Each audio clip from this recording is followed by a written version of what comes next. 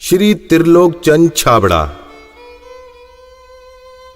यह मेरे भारत की छोटी सी एक झांकी है। अभी तो जमीन में नींव भरी है, शीश महल तो बाकी है। मिशन आर्थिक आजादी के जनक श्री त्रिलोक चंद छाबड़ा जी का जन्म सन 1957 में राजस्थान के अजमेर जिले के एक छोटे से गांव नानसी में हुआ। पिता मोहनलाल जी गांव में एक छोटा सा जनरल स्टोर चलाते थे। माता धापू देवी गृहिणी थी। 6 भाई बहनों में से श्री टी.सी. छाबड़ा जी तीसरे नंबर के पुत्र हैं। अपनी प्रारंभिक शिक्षा इन्होंने अपने गांव में और उच्च शिक्षा जयपुर में पूरी की। विलक्षण प्रतिभा के धनी श्री त्रिलोक चंद छाबड़ा जी सफल व्यवसायी के साथ साथ एक संगीतकार, गीतकार, लेखक और एक अच्छे वक्ता भी हैं। मेरी शादी बचपन में जल्दी हो गई थी और 77 में हुई और बहुत ही सरल और स्वभाव के और अच्छे स्वभाव के मुझे मेरे हस्बैंड मिले। हम एक भिलवाड़ा आए और फिर 2000 में ये जो सिस्टम है आरसीएम चालू किया। आई वॉज 18 ईयर्स जब आरसीएम की शुरुआत हुई और हमारे सामने ये सब चीज़ें हो रही थी जब हम एजुकेशन में थे और हमारे पापा ने बिज़नेस स्टार्ट किया था और वो शुरू से बहुत ही सिंपल पर्सन रहे, तो उनका जो स्टाइल ऑफ बिज़नेस था वो भी बहुत सिंपल था। But at the same time वो ये जो उनका एक प्रिंसिपल है कि things should be in a very organised manner. Trilok Chand Chhabra ji को मैं लगभग पिछले 27 सालों से जानता हूं और उनके सानिध्य में मैंने काम भी किया है। छाबड़ा जी की जो सबसे पहली क्वालिटी है कि या तो लोगों पे जिन लोगों पे भी जो विश्वास करते हैं उन लोगों पर पूरा बिलीव करते हैं, और दूसरे उनकी जो क्वालिटी है कि वो किसी काम को करने की जब ठान लेते हैं तो उस काम को किसी भी हालात में उसको पूरा करते हैं। जब ये चालू किया था आरसीएम, उससे कुछ समय पहले कुछ सिस्टम यहाँ हिंदुस्तान में चलते थे जो जानकारी में आए, तो एक दिमाग में पता नहीं एकदम विचार से आया कि ये तो बड़ा सुंदर सिस्टम है। अगर हम इसमें नॉर्मल प्रोडक्ट जो हमारे रोज़ उपयोग होते हैं वैसे प्रोडक्ट लाकर अगर करें तो ये तो देश के लिए बहुत अच्छा सिस्टम है, बहुत सारे लोगों को इसका लाभ मिल सकता है। और उसके बाद एक ऐसा विचार जो अंदर पैदा हुआ तो उस विचार ने मुझे कभी रुकने ही नहीं दिया। टी.सी. छाबड़ा जी को मैं पिछले 25 सालों से जानता हूं और उनके सानिध्य में मैंने काम भी किया हुआ है। टी.सी. छाबड़ा जी की सबसे बड़ी क्वालिटी है उनके लिए काम काम होता है। काम छोटा और बड़ा नहीं होता, वो हर काम को उतनी ही सीरियसनेस से करते हैं, चाहे वो काम छोटा हो चाहे बड़ा हो। मुझे याद है जब आरसीएम की सबसे पहली मीटिंग हुई थी, एकदम फर्स्ट मीटिंग, मैं उस मीटिंग में प्रेजेंट थी और वो एक पेड़ के नीचे बाहर मीटिंग हुई थी जहाँ पे मुश्किल से शायद 20 लोग बैठे होंगे। क्या मालूम, इनसे पहली बार मिलते ही मुझे लगा कि कुछ विशेष व्यक्ति है जो बोल दिया एक बार फिर वो याद है, वो एक कंप्यूटराइज काम हो गया। मेरी एक नेचर है कि मुझे अगर कोई चीज़ अच्छे से समझ में आ गई, मैं कन्विंस हूँ कि हाँ ये ज़िंदगी में सही है या ये काम सही है, तो मैं फिर किसी के रोके रुकता नहीं हूँ। तो आरसीएम की भी यही कहानी है। शुरू में सबने मना किया, परिवार वालों ने भी मना किया, दोस्तों ने भी मना किया, बहुत सारी चीज़ें भी हुई, लेकिन मैं कन्विंस था, मुझे समझ में आ गया था कि ये सिस्टम है, इसको देश को इसकी ज़रूरत है, आम आदमी की ज़रूरत है। वो हमेशा एक ही चीज़ बोलते हैं लाइफ में कि चाहे दुनिया कहीं पे भी कुछ भी कर रही हो, चाहे पूरी दुनिया भी अगर वो चीज़ कर रही है और अगर वो गलत है तो हमको उसका साथ नहीं देना चाहिए, हमको हमेशा सही चीज़ ही करनी चाहिए। जो उन्होंने अपने जबान से कहा उसको उन्होंने पूरा किया। जबान के सच्चे ये उनमें मानता है। MLM के नाम पर ज़्यादातर कंपनियां कुछ महंगे प्रोडक्ट लाती है उसमें और ज़्यादा कुछ उसमें से बांटने की कोशिश करती है, और हम आरसीएम में ऐसे क्यों प्रोडक्ट लाते हैं जो बहुत कम रेट में होते हैं। बहुत ज़्यादा इधर कुछ चीज़ों को हाई फाई करना या कुछ बहुत ज़्यादा हर कहीं खर्च कर देना, तो मेरे को कुछ महंगी चीज़ खरीदना पसंद नहीं है लाइफ में।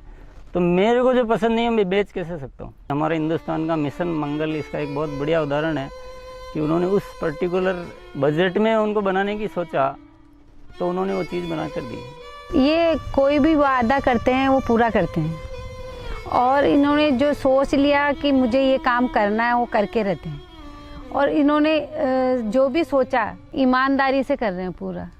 बहुत सारी चुनौतियाँ आई इस काम को करते हुए। बहुत सारे लोगों ने साथ निभाने का वादा किया, साथ चले, काम को आगे बढ़ाया, फिर उनके मन में पता नहीं क्या लालच आया तो उन्होंने पूरा बाहर जाकर एक नई कंपनी शुरुआत की और पूरा आरसीएम पर अटैक करना चाहिए और आरसीएम के सारे लोगों को, सारे सिस्टम को तोड़ने की एक बार नहीं कई बार बार ऐसे प्रयास हुए कि जब ऐसी घटना हुई है तब आरसीएम में बड़े निर्णय हुए हैं। जो सामान्य गति से चल रहा था उसमें एक मजबूती आई, एक बड़े निर्णय लेने की ताकत आई कि अब तो इसको करके ही रहना है। वो बहुत कम बोलते हैं और बोलते हैं वो एकदम सत्य और सीमित मात्रा में। डायरेक्ट सेलिंग सिस्टम में एक बहुत बड़ी बात सीखने को मिली कि लोगों को कभी भी आप ओवर कमिटमेंट मत करो। 2011 में जो हमारे साथ में ये गवर्नमेंट का हुआ, उसमें बहुत अलग हमारे पर इफ़ेक्ट हुआ उस चीज़ का कि ये भी होता है क्या लाइफ में ऐसा।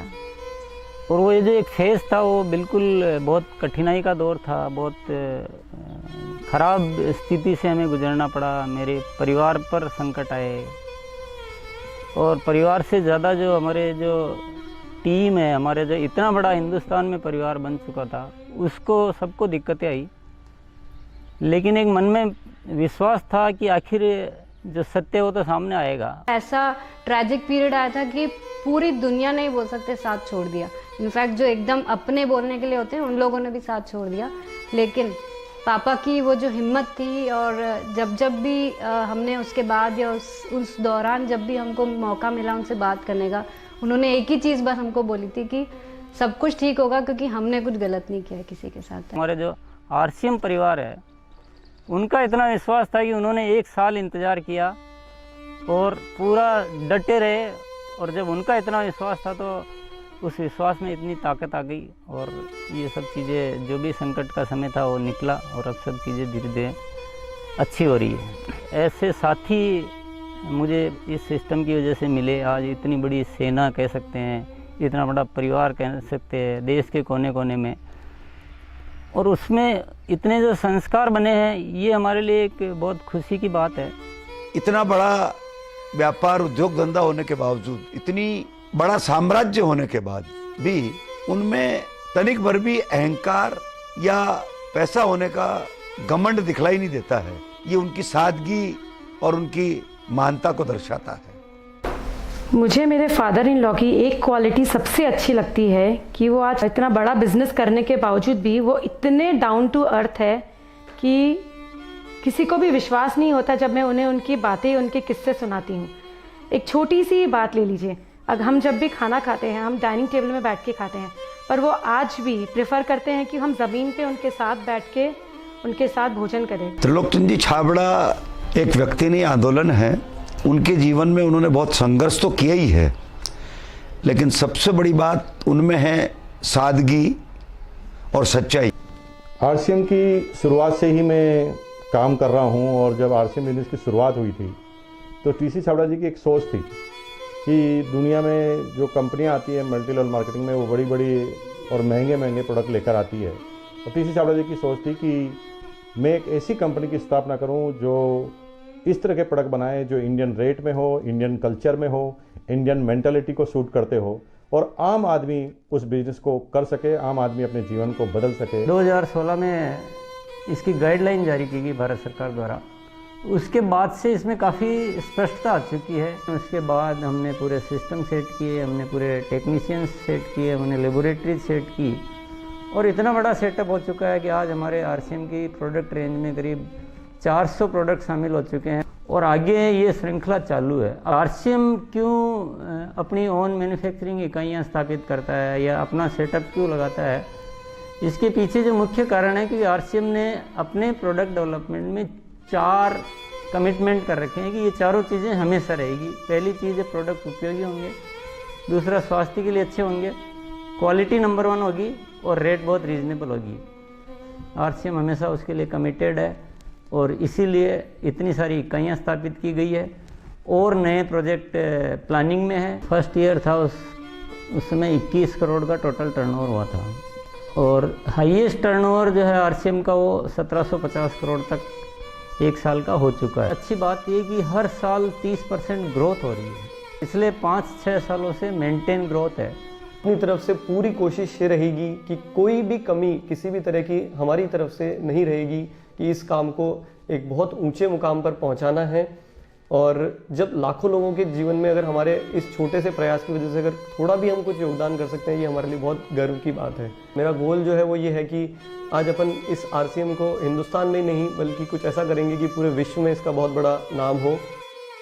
तो आइए सदी के इस महापुरुष, आर्थिक आजादी के जनक, लाखों लोगों के प्रेरणा स्रोत श्री त्रिलोक चंद जी छाबड़ा को हम सब खड़े होकर जोरदार तालियों की गड़गड़ाहट के साथ ओजस्वी उद्बोधन के लिए आमंत्रित करते हैं।